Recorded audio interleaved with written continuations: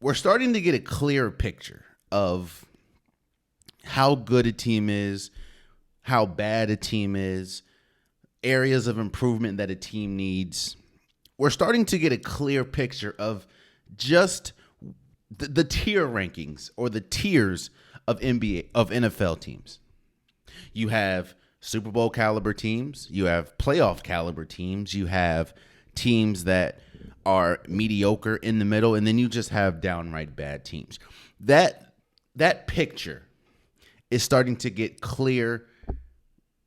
And the first game I want to talk about was the Eagles against the Dolphins in week 7 of the NFL season. I was so quick to anoint the Miami Dolphins as the best team in football. I mean, you're hanging 70 on an NFL team's head. You have probably the most explosive offense. You definitely have the fastest offense, and your defense is pretty good. I think I came on here and said that this Miami Dolphins team is for sure a Super Bowl favorite at this point. I think that was after I took the Kool-Aid and I saw them hang 70 on the Broncos' head. And I was like, it doesn't matter how good the Broncos is. If you put 70 on an NFL team's head, that is crazy. That's next level. There's a reason why this only happened, I think, maybe 3 or 4 times ever. So I was there.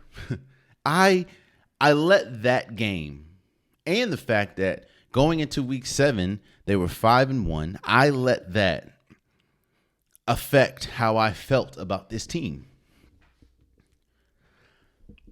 But I need to take a step back. After watching the Eagles beat the Dolphins 31-17, I need to take a step back and realize exactly what I was looking at. And exactly what we're seeing out of this Miami Dolphins team. First and foremost, week 7, they had, I think, 5 starters out. So you can't really make a solid, concrete assessment of this Miami Dolphins team because they were missing a bunch of 5 starters is a lot. I think 3 on the offense and 2 on the defense. But even in that, the games that we talked about a couple weeks ago or a couple episodes ago, we talked about measuring stick games. And the Miami Dolphins haven't had too many measuring stick games. They've had 2 of them. They went up against the Buffalo Bills and they went up against the Eagles. Both games they have lost. Now, of course, they're going to beat the Giants. They're going to beat the Denver Broncos. They're going to beat teams like that.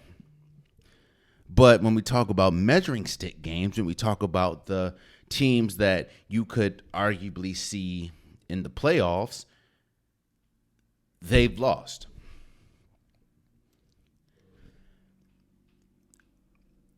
I talked about this when we talked about measuring stick games. Those games are more important because those are your competition. Again, there's tiers. And as bad as the Denver Broncos have been, they're not in the same tier as the Miami Dolphins. Nobody, at least at this point of the season, should view the Denver Broncos in the same class as the Miami Dolphins. No one should view the Giants in the same class as the Dolphins. But you would view maybe the Buffalo Bills in the same class, or maybe the Eagles, and they've lost both. Now, I'm not saying that we should just throw the Dolphins away. I'm not saying that the Dolphins are frauds. I'm not saying that the Dolphins are just trash and they're just beating trash teams. What I'm saying is maybe more against the Eagles than the Bills. There are things that the Dolphins need to work on, obviously, and you have time to work on them. But I also talked about this a couple episodes ago. There's no such thing as moral victories, in my opinion. But I would feel better. I'd feel okay as a Dolphins fan after losing to the Eagles more than I would feel after they lost to the Buffalo Bills. The Buffalo Bills almost beat them by like almost put 50 on their head.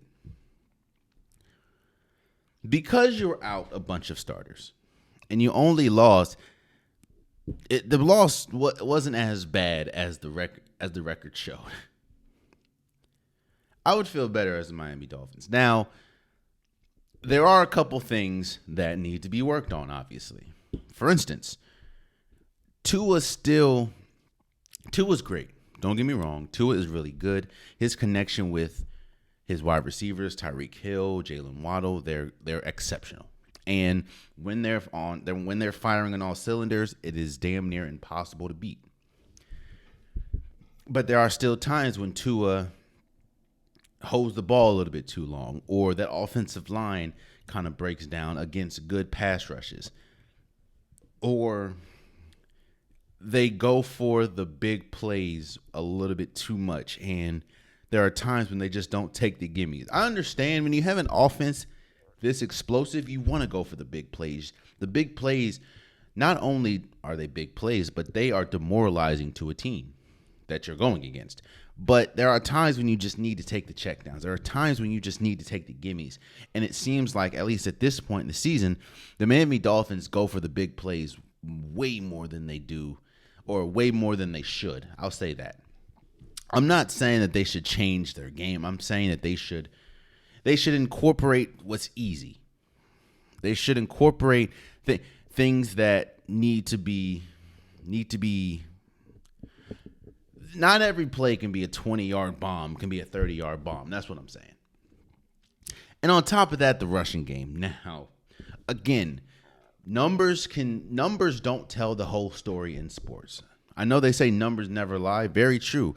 But numbers do not tell the whole story. If you look, you'd think that this Miami Dolphins team is a great rushing. They put up, 7, I think, rushing touchdowns, or maybe 7 rushing touchdowns on the Denver Broncos. Since that game and losing Achane, they have not been the best running. I mean, Raheem Mostert hasn't been that explosive, hasn't been that good. Now, it could be a couple games, but again, against the Bills, against the Eagles, the running game was non-existent. Raheem Mostert ran for 9 carries for 45 yards. That's not going to cut it. Now, again, I'm not throwing away the Dolphins. I'm not saying the Dolphins are trash. I'm not saying that the Dolphins are not Super Bowl caliber teams, or is not a Super Bowl caliber team. But what I am saying is, at this iteration, we need to see them at least win a couple of these measuring stick games. They've had 2 of them, and they've lost both. Again, you're playing against, you're destroying the Dolphins. I mean, not the Dolphins. You're destroying the Giants. You're destroying the Denver Broncos. Cool. The Denver Broncos damn near lost to the Bears. The Denver Broncos are sitting now at 2-5. The Giants are 2-5, 3 something like that. So all I'm saying is, when I say we need to pump the brakes, I mean I need to pump the brakes on this Miami Dolphins Super Bowl train. I need to pump the brakes for a second, because I need to see them. I need to see them win. I need to see them win against these teams that I believe are in their tier.